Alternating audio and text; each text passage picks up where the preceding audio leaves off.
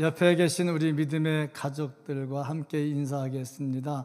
행복하게 신앙생활 합시다. 인사하겠습니다. 또 칭찬 많이 하고 삽시다. 인사하고요. 교회 자랑 많이 하고 삽시다. 왜 갑자기 소리가 자꾸 점점 작아져요? 예. 마스크, 물 먹는 행복한 시간을 제가 잊어버리고 그냥 갈 뻔했네요. 참, 물 먹는 행복한 시간. 며칠 전에 군 선교 기도회 설교하러 갔었습니다. 설교를 마치고 내려오는데 어느 목사님이 저를 보시고 하시는 말씀, 목사님, 그 마스크 어디서 구했어요? 왜요? 그랬더니 목사님 마스크를 딱 썼는데 얼굴 라인이 보이더래. 그래서 자기도 꼭 사고 싶은데 소개 좀 해달래. 그래서 웃었습니다마는 마스크 쓰는데 신경이 많이 쓰여요. 첫째, 그 목사님 말대로 얼굴 라인이 보여야 되고, 둘째, 숨쉬기가 좀 편해야 되고, 셋째, 설교할 때 이 마이크의 소리가 생목소리, 안 쓴 소리와 쓴 소리가 거의 비슷하게 나오는 마스크. 또 자꾸 설교할 때 잘 흘러내리지 않는 마스크, 이런 게 굉장히 필요하거든요. 그래서 신경을 많이 쓰는데 아마 저 못지않게 우리 성도님들도 신경을 많이 쓰는 것 같아요. 그래서 이 마스크를 몇 개를 저를 주시더라고요. 근데 썼는데 진짜 이게 좋은 거예요. 얼굴 라인이 딱 나오면서 말이죠. 그래서 이렇게 목사를 보면서 이 코로나 때 설교하는 목사가 참 안쓰러워서 신경 쓰시는 교인들, 제가 이 사랑 먹고 살고 있습니다. 혹시라도 좋은 마스크 가지고 계신 분 숨겨두지 마시고, 참 웃자고 하는 소리인데 아직 얼굴 다 신경 써가지고 긴장해가지고 보시는 분들이 한 2분 계신 것 같아. 정말 우리가 이 위기 때 서로 기도하고 격려하고 하면서 천국 같은 교회를 만들어 갈 수 있기를 주님의 이름으로 축복합니다. 아멘. 참 좋은 교회, 참 좋은 교회는 2가지가 잘 돼야 됩니다. 첫째, 모이는 교회, 모이는 일이 잘 돼야 됩니다. 모여서 뭐 하냐? 제일 먼저 예배가 살아 있어야 되고, 그 다음에 철저하게 말씀으로 훈련을 받아야 됩니다. 그리고 성도들의 교제가 잘 이루어져야 됩니다. 모여서 이것이 잘 이루어지는 교회가 좋은 교회, 참 행복한 교회입니다. 여기서 그치는 교회는 좋은 교회가 아닙니다. 2번째 교회, 흩어지는 교회. 흩어져서 뭐 하냐? 열심히 복음을 증거하는 겁니다. 그러니까 모여서 예배하고 훈련받고 성도의 교제하면서 영적으로 충전해 가지고 그 충전한 능력을 가지고 세상을 향해 나가서 열심히 전해서 하나님의 나라를 확장해 나갈 수 있는 교회, 그런 교회가 진짜 좋은 교회입니다. 그런데 교회 중에는 첫 번째만 잘 되는 교회가 있어요. 모이는 거 잘 되는 교회. 하여튼 잘 모입니다. 모여서 예배도 잘 드립니다. 성도의 교제도 잘 됩니다. 훈련도 받습니다. 모이면 너무너무 좋아요. 근데 거기서 끝나요. 이런 교회는 침묵해 하는 교회. 침묵해 하는 교회. 또 어떤 교회는 흩어져서 하는 일 잘해요. 전도하는 거 잘해요. 사회사업 잘해요. 봉사활동 잘해요. 엄청나게 잘합니다. 그것만 잘해.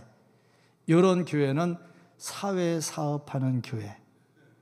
그래서 뭔가 둘 중에 한 가지만 잘하는 교회는 참 아름다운 교회는 아니다. 2가지가 잘 돼야 됩니다. 모여야 되고요.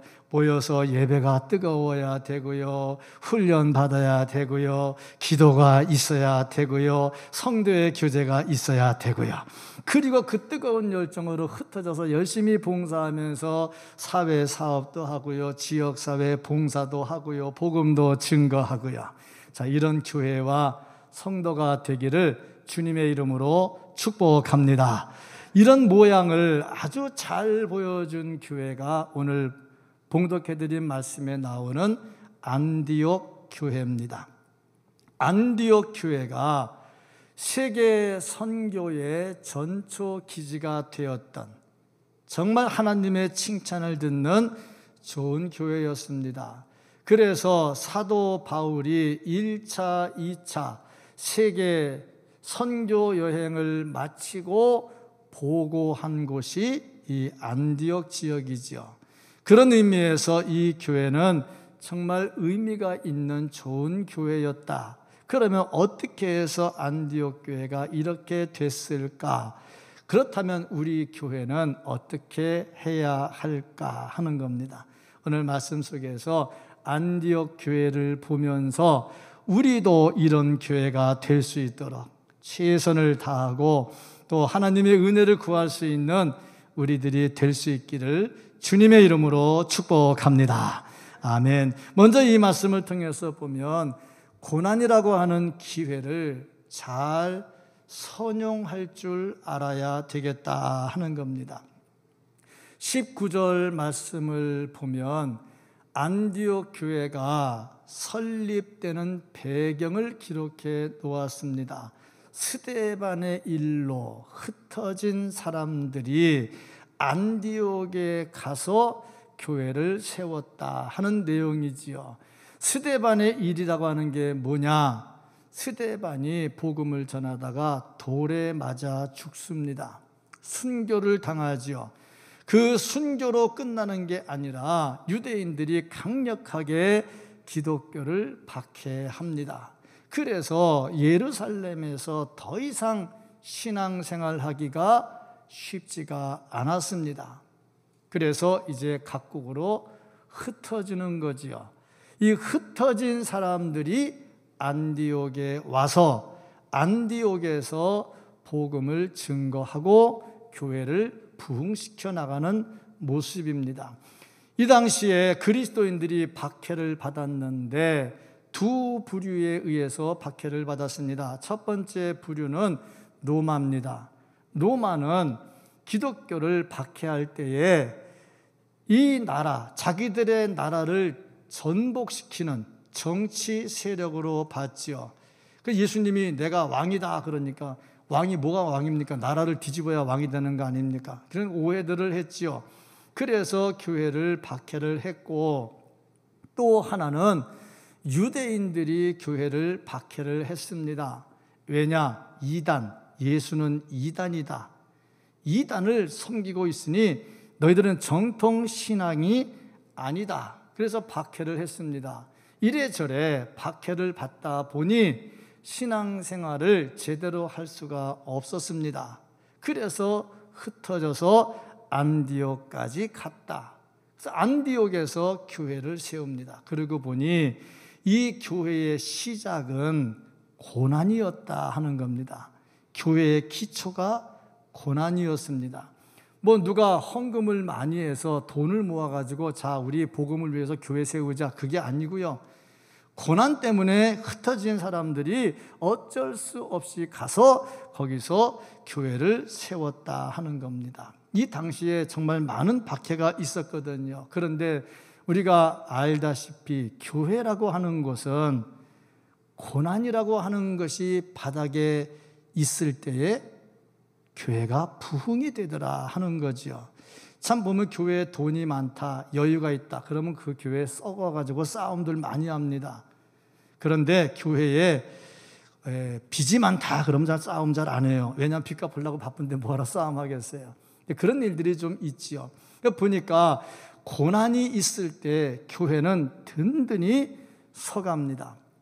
근데 고난이라고 하는 것을 좋아하는 사람은 없어요. 하지만 이 고난이라고 하는 것은 우리에게 많은 기쁨을 가져다 줍니다. 진주 목걸이, 진주 반지를 하는데 이 진주가 만들어지는 과정을 보면 조개의 그 몸속에다가 이물질을 집어넣어요. 그러면 조개가 그거 내보내려고 막 몸부림치면서 진액을 막 내보내서 이물질을 이렇게 쌓아요. 이 쌓아가지고 그것이 이제 매끈매끈하게 되면서 진주가 되는 거죠. 그러니까 진주가 생기기까지 그 많은 고통이 있어요. 그래서 진주의 그 말미가 눈물이라고 하잖아요. 눈물이 없이 진주가 안 나오잖아요. 그거 보니까 사람이 고통을 당하는데, 고통은 안 좋은데 그 고통 때문에 큰 보배가 나오게 되더라 하는 겁니다. 인도나 태국 같은 나라가 우리나라보다 먼저 복음이 들어갔습니다. 그런데 거기는 복음화가 안 되잖아요. 우리나라는 더 늦게 들어왔는데 복음화가 확실하게 이루어지잖아요. 이유가 뭐냐면 우리나라는 복음이 들어올 때 토마스 선교사가 대동강변에서 들어오자마자 복음도 전하기 전에 목 잘려 참수형을 당해서 순교를 합니다. 피가 뿌려졌다 이 말이요. 그리고 이 복음이 전파되는 과정에 한강에 절두산이 있잖아요. 거기서 많은 사람들이 목 잘려가지고 피를 뿌렸어요. 그러니까 우리나라 선교는 기초가 피입니다. 피, 생명이지요. 이렇게 생명을 뿌리고 고난이 있었기 때문에 우리나라의 기독교는 굉장한 속도로 발전을 합니다. 1905년도에 원산에서 회개운동이 일어나고 1907년도에 평양에서 회개운동이 일어나면서 놀라운 폭발적인 발전이 이루어지다가 빌리그레암 목사는 1970년대 그때는 정말 굉장한 부흥이 있었지요. 이것을 보면서 고난이라고 하는 것은 우리가 원치 않는 일이지만 고난을 통해서 믿음은 더 강해지고 복음은 더 확산된다는 거죠. 개인적으로도 그렇습니다. 개인적으로도 편안하면은 믿음이 잘 안 큽니다. 그런데 고난이 오면 그 고난 때문에 부르짖어 기도하고 철야하며 기도하고 밤에 교회 나와서 기도하고 그러면서 믿음이 막 성장하는 거죠. 어떻게 보면은 교인들이 기도 안 한다, 열심히 없다 하는데 그건 다시 말하면 하나님이 편안하게 잘 해줬다는 거거든.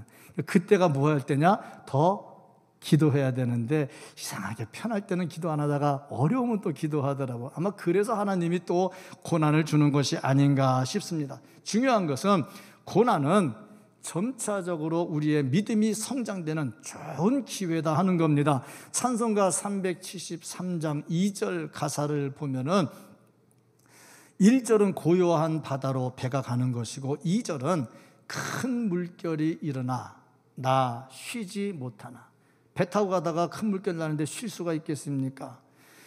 이 풍랑 인연하여서 더 빨리 갑니다. 쉬지 못하고 고통을 당합니다. 그런데 오히려 그것 때문에 더 배가 잘 가게 되었다 하는 거죠. 그러니 저 말을 다시 한번 정리를 하면 우리의 신앙은 언제 더 강해지느냐? 고통이 있을 때 더 강해지는 것이고 그로 인해서 교회는 고난이 있을 때 더 강해지더라 하는 겁니다. 사람들은 흔히 이렇게 말합니다. 지금은 너무 힘들고요, 어렵고요, 부모님이 아프고요, 애가 아직 어리고요, 막 여러 가지를 해요. 이것만 지나가면 제가 열심히 할게요. 그럼 벌써 자기 늙어가지고 일을 못하거든요. 근데 이런 때가 오히려 더 하나님께 매달려서 하나님의 일할 수 있는 때라 이 말이죠. 우리말에 참 좋은 말 많습니다. 이런 사람들을 가리켜서 뭐라고 말하냐면 들어갈 때 마음하고 나갈 때 마음 다르다 이렇게 말을 해요. 그러니까 조금만 풀리면 잘할게요, 조금만 여유 생기면 잘할게요 그러는데 풀리면 이건 나갈 때 마음이야, 이제 들어갈 때 마음이 아닌 거야. 사람이 변질되거든요. 그러니까 고난당할 때 이때가 하나님의 일을 할 때다. 아멘. 힘들 때, 바쁠 때, 뭔가 좀 쫓길 때, 이때가 하나님의 일을 할 때다. 그런 사람들에게 놀라운 기적이 나타납니다. 제자훈련을 하면서 1년 과정에 힘든 시간들이 있어요. 이건 내가 해야 되나? 도대체 하려니 목사는 왜 이거를 만들어가지고 우리 괴롭히나? 뭐 그런 사람도 있고요.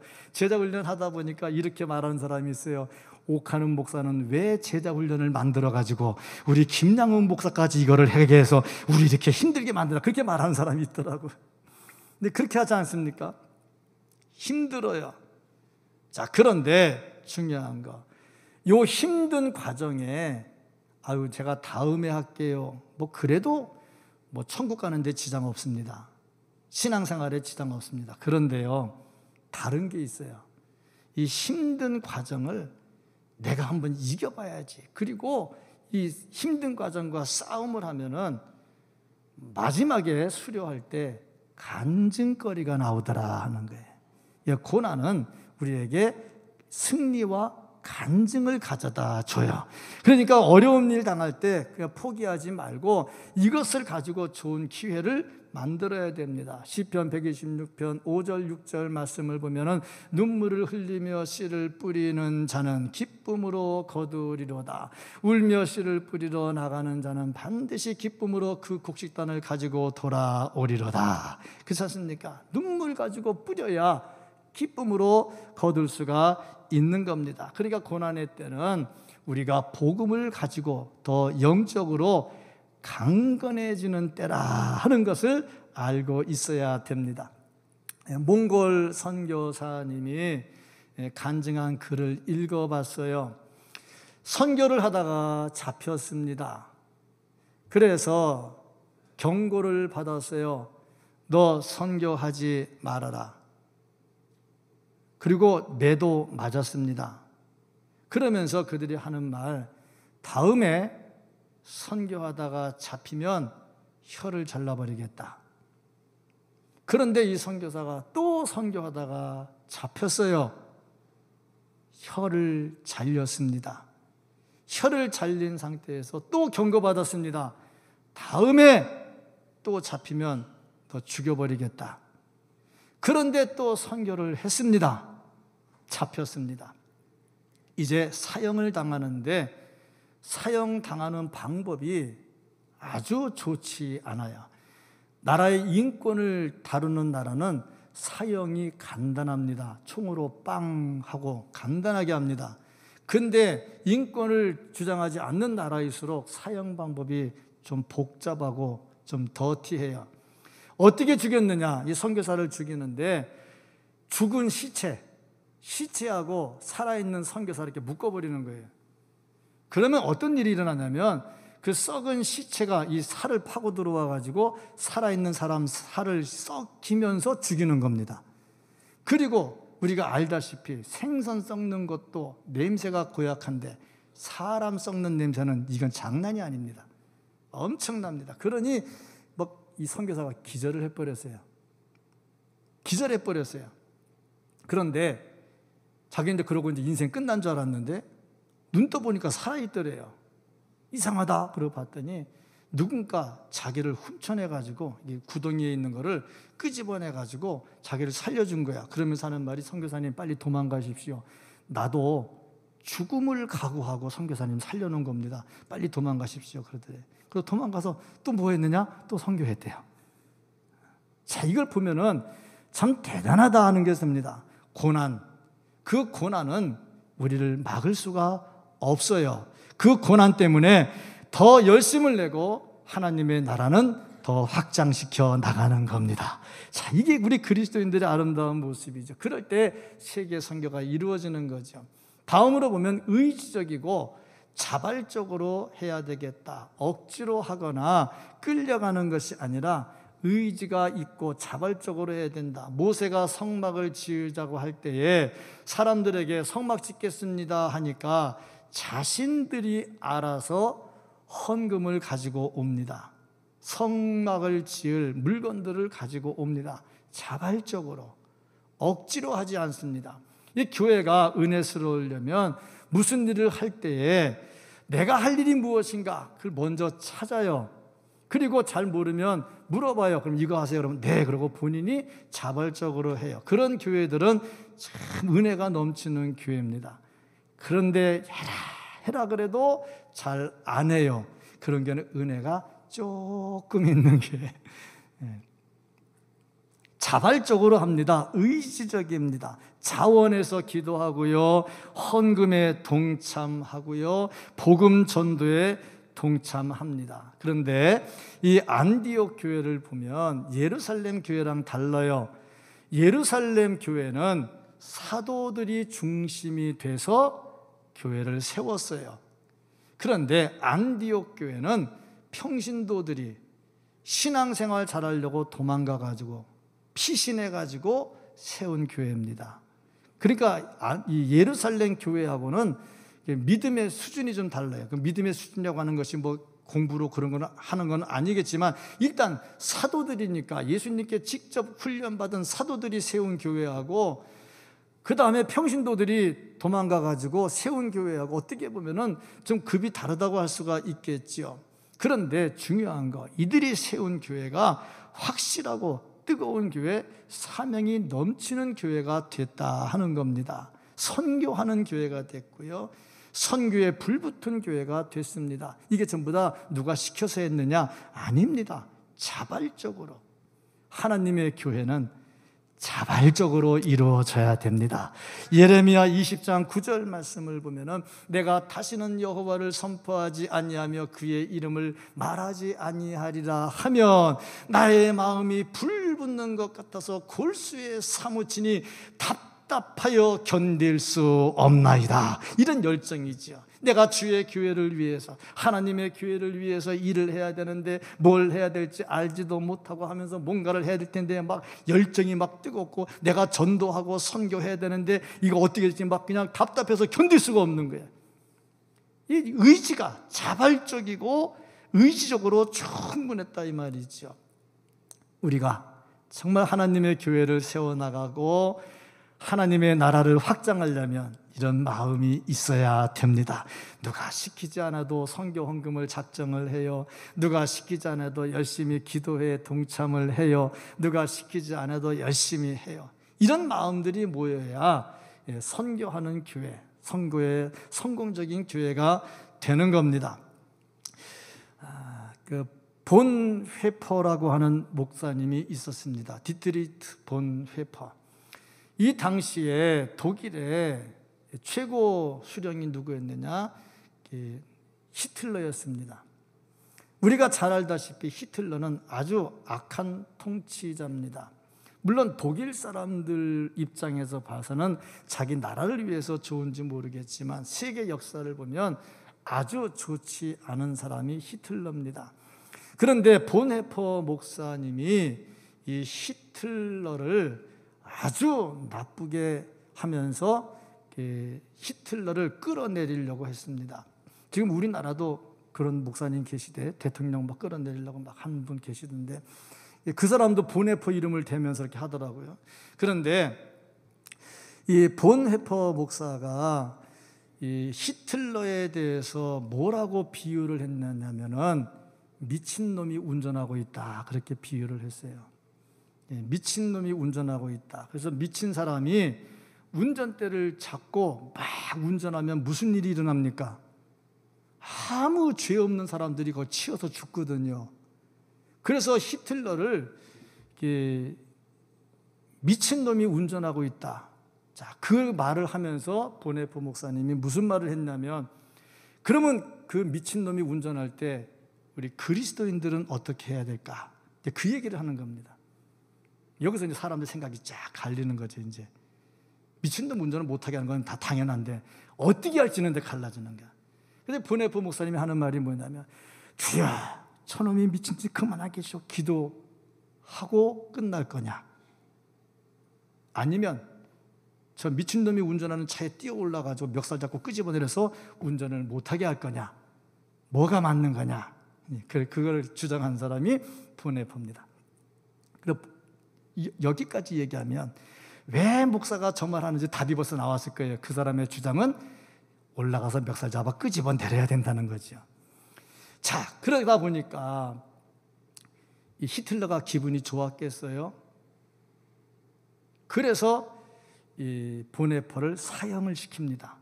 보네퍼 목사가 사형당합니다. 근데 사형당하기 전날 밤에 보네퍼 목사님이 기도하는 중에 환상을 봤어요. 성경은 아닙니다. 보네퍼 목사님이 본 환상입니다. 무슨 환상을 봤느냐면은 하나님이 히틀러를 심판대에서 심판하는 것을 본 겁니다. 히틀러, 너 이 고약한 놈, 너는 지옥 가라 하고 판결을 내렸습니다. 그랬더니 히틀러가 하는 말, 하나님 너무합니다. 내가 왜 지옥 가야 됩니까? 이렇게 하는 거예요. 너 나쁜 짓 했잖아. 그러니까 지옥 가야지. 그러니까 히틀러 하는 말, 근데 하나님 누구도 나한테 와서 지옥이 있다고 말한 사람이 없습니다. 내가 이거 한다고 지옥 간다고 말한 사람 없습니다. 나는 지옥에 있는지도 모릅니다. 근데 내가 왜 지옥 가야 됩니까? 이렇게 말하는 거를 본회퍼 목사님이 환상으로 본 거야. 딱 깨보니 꿈이야. 와, 미치겠는 거야. 그러면 나는 지금까지 뭐 했냐? 저 미친놈 멱살 잡아서 끄집어 내릴 생각하고 막 싸움만 했지. 그거 전도해서 예수 믿게 하는 거는 안 했다는 거야. 그래서 그걸 회개했다고 자기 본인이 그렇게 했으니까. 그리고 다음날 사형을 당한 거예요. 자, 이걸 보면서 자, 우리가 해야 될 일들입니다. 우리 보면은 마음에 안 들면 어떻게 합니까? 막 끌어내리려고 그러고 때려 죽이려고 하고 막 그거는 잘하잖아요.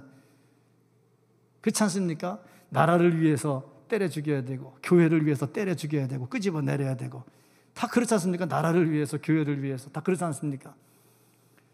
여기서 이제 문제가 심각한 겁니다.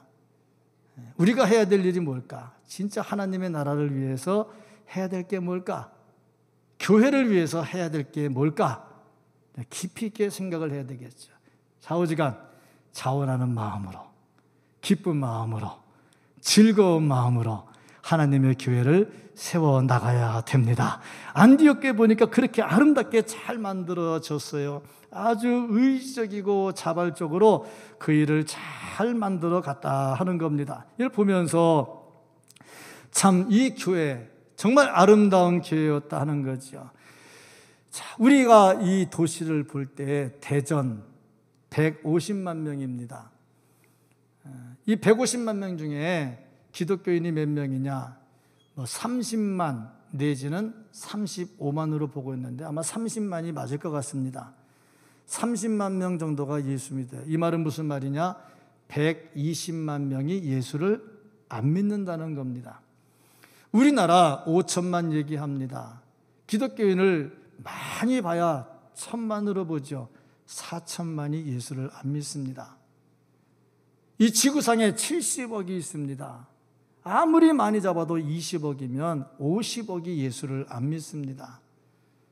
선교적으로 보면은 위도 10도부터 위도 40도까지 여기에 우리나라가 들어있습니다. 우리나라가 38선이 있잖아요. 그러니까 38에 우리나라가 걸쳐 있잖아요. 그러니까 10에서부터 40까지 거기에 인구가 약 35억이 살고 있습니다. 지구상의 인구에 엄청난 인구가 그 10에서 40 사이에 우리가 선교창이라고 그러는데 10에서 40 사이에 35억이 넘는 많은 사람이 살고 있는데 대다수가 예수를 안 믿는 사람들이라는 거죠. 자, 이걸 보면 우리가 해야 될 일이 뭘까? 땅끝까지 복음을 증거하면서 우리가 해야 될 일이 뭘까? 내가 뭐 선교사 나가는 것도 아니고 우리가 할 수 있는 게 뭘까? 선교를 위해서 예물을 드리고 선교를 위해서 기도하고 내 집 근처 다니면서 복음 전하고 내 집 근처에서 열심히 전도하는 거죠. 그러면서 땅끝까지 복음이 가도록 하는 거죠. 이것이 자발적으로 이루어져야 된다 하는 겁니다. 코로나 때문에 힘들지요? 힘들 때가 할 때입니다. 힘들 때가 할 때입니다. 이때가 기적을 창출할 때거든요. 참 힘들지 않습니까? 코로나 때문에 우리 교인들도 예배를 잘 안 나오는데 누가 새 가족이 와서 등록을 하겠습니까? 지금 3월 둘째 주입니다. 지난주에 이 3월 달 들어서 한 가정 또 등록을 했지요. 참 힘들어요.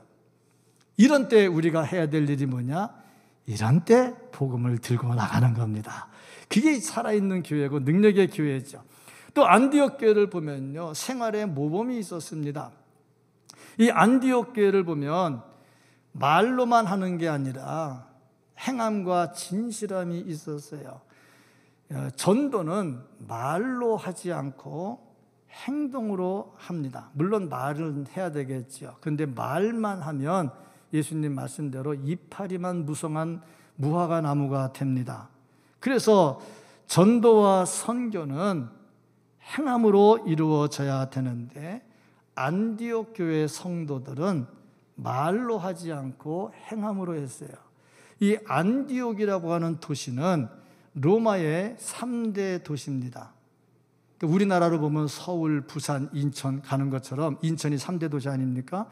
마찬가지로 안디옥은 로마의 3대 도시였어요. 그러니까 도시가 컸고 그 당시에 인구가 50만 명이 넘었다고 그럽니다. 인구도 많았고, 인구가 많고 무역이 왕성하니까 돈이 많았고, 무역이 왕성하니까 사람들이 왔다 갔다 하면서 그들이 가진 종교가 많았고, 그래서 우상 숭배가 많았습니다. 이러다 보니까 돈 많지요, 우상 숭배하지요. 그러다 보니까 윤리가 타락이 됐습니다. 윤리적으로 아주 문란했습니다. 음탕했습니다. 사기꾼들이 들끓었고요, 방탕했고요, 신전에서부터 우상 숭배하면서 음란죄가 번지기 시작을 했습니다. 자, 이러한 때에 안디옥 교회는 어땠느냐? 그리스도인이라는 말을 들었어요. 그리스도인이라는 말의 뜻이 뭐냐? 그리스도께 속해 있다. 또 그리스도와 같은 사람이다 하는 말을 들은 거죠. 그만큼 신실하게 살았다 하는 거죠. 그런데 이 말은 처음에는 욕하는 말이었어요. 아유, 저 그리스도인들, 욕하는 말입니다. 비난하는 말입니다. 왜 비난을 했느냐? 안디옥 사람들은 나름대로 돈 있고 뭐하고 편하니까 막 하면서 우상 숭배하고요, 음탕한 문화를 즐기고 있는데 안디옥 사람들은 그걸 안 하거든. 깨끗하게 딱 정리를 해가지고 철저하게 구별되거든. 그러니까 니네 잘났네? 니네만 잘났냐?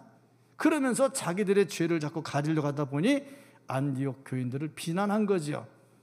그런데 이것이 안디옥 교인들에게는 굉장히 올바른 그리스도인이라는 것을 보여주는 행위가 된 겁니다. 우리나라도 예전에 예수쟁이라는 말이 있었어요. 요즘은 예수쟁이라는 말 듣기 좀 힘들어요. 물론 이것도 욕하는 말입니다. 아이고, 지들만 알고 지들만 잘났어, 뭐 욕하려고 했는데, 근데 그 안에는 뭐가 있냐면 예수님 믿기 때문에 니네들하고 어울리지 못하는 게 있다 하는 그런 뜻이 있죠. 그러니까 예수쟁이라는 말은 좋은 단어입니다. 욕은 먹지만 좋은 단어거든. 그러니까 그리스도인이라는 이 단어가 안디옥 교인들에게는 굉장히 좋은 단어였습니다. 그러니까 말로만 하는 것이 아니라 행동으로 보여줬다. 또 예루살렘 교회가 흉년이 들어서 아주 힘들어졌어요. 이때 안디옥 교회가 뭐 했냐면 힘에 넘치도록 헌금을 해서 그 헌금을 또 보내줍니다. 이거는요, 선교사적으로 굉장한 의미가 있는데, 우리가 돈과 사람을 보내서 선교를 했어요. 그 지역에 복음이 들어갔어요. 근데 우리가 이제 어려움을 당했어요. 근데 거기서 우리에게 헌금을 보내주는 거야. 이거는 굉장한 겁니다. 예를 들어서 우리가 아프리카 말리의 그 어려운 그 동네에 물질을 드리고 복음을 증거하면서 예수 믿게 해놨어요. 그런데 우리가 이제 여러 가지 어려움이 생겼어. 그랬더니 아프리카 말리에서 야, 우리에게 복음을 준 교회가 이렇게 어려워서 되겠냐 하고서 자기들이 막 없는 돈에 막 모아가지고 분에 넘치도록 헌금을 해서 보냈다는 뭐 이런 거죠. 굉장한, 선교사적으로 굉장한 의미가 있는 겁니다. 그러니까 말로만 신앙생활하는 게 아니고 몸으로 했다는 겁니다. 몸으로. 교회를 사랑하는데 말로는 누구는 못합니까? 말로 다 합니다. 뭐 합시다. 말로 다 합니다. 뭐가 부족한데 뭐 합시다. 내가 하고 싶은 말 많은데 혹시 또 시험 들까 봐 말은 못 하겠고 좌우지간 그래요. 그런데 더 중요한 건 몸으로 해야죠. 물질이 필요할 때는 물질로, 시간이 필요할 땐 시간으로, 몸이 필요할 땐 몸으로, 그러면서 표현을 해야지 말로 뭐는 못하겠냐 이거죠. 근데 안디옥 교회는 어땠느냐? 열심히 잘 했어요. 그 비결이 뭐냐? 23절 보니까 주께 붙어 있었다. 주께 붙어 있었다. 주님께 붙어 있으니까 이런 일들이 일어나게 되더라는 거죠. 자, 결국 한 가지 더. 안디옥 교회가 이렇게 선교의 성공적인 비결이 뭐였느냐? 주님의 손이 함께 했다는 겁니다. 자기들이 자발적으로 하는 것도 좋고 깨끗하게 사는 것도 좋고 열심히 하는 것도 좋은데 결국에 주님의 손이 함께하지 아니하면, 이 말은 성령의 능력이 함께하지 아니하면 하는 말이죠. 성령의 능력이 함께하지 아니하면 이 일을 성공적으로 할 수 없었다는 겁니다. 그러면 주의 손이 누구와 함께 할까? 어떤 사람과 함께 할까? 그리고 보니 기도하는 사람입니다.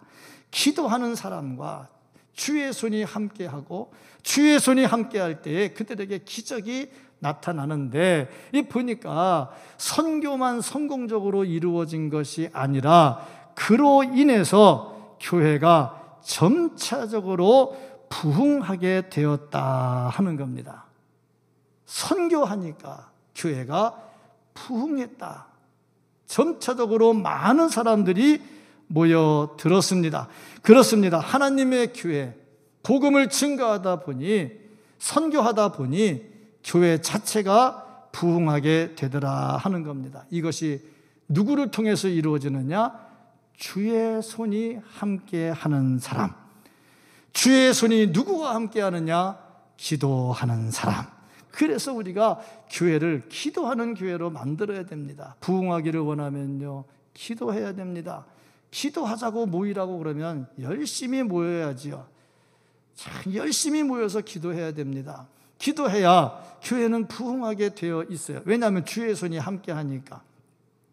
제가 부목사 시절에 교구를 담당하면서 하나를 더 맡았습니다. 선교위원회라고 하나를 더 맡았는데, 제가 선교해 본 적도 없고 선교 훈련해 본 적도 없고 신학교 다니면서 선교학 공부한 게 다인데, 선교위원회를 맡으라고 저한테 했어요. 근데 제가 아는 게 있습니까? 할 줄 아는 게 있습니까? 아무것도 없어요. 그래서 이제 한 게 뭐냐면 기도회를 만든 겁니다. 기도회를 만들어서 수요 예배 전에 1시간 전에 오게 해서 1시간 전부터 찬송하고 기도하고 그리고 수요 예배 드리고 가고, 중고등부 기도회 만들었어요. 중고등부 기도회 만들고 청년부 기도회 만들고, 그리고 간혹 가물에 콩나듯이 선교위원들 모아서 해외에 나가서 기도회하고 돌아오고, 자, 그렇게 했단 말이죠. 그러다 보니까 이제 은혜 받는 사람들이 나오게 돼.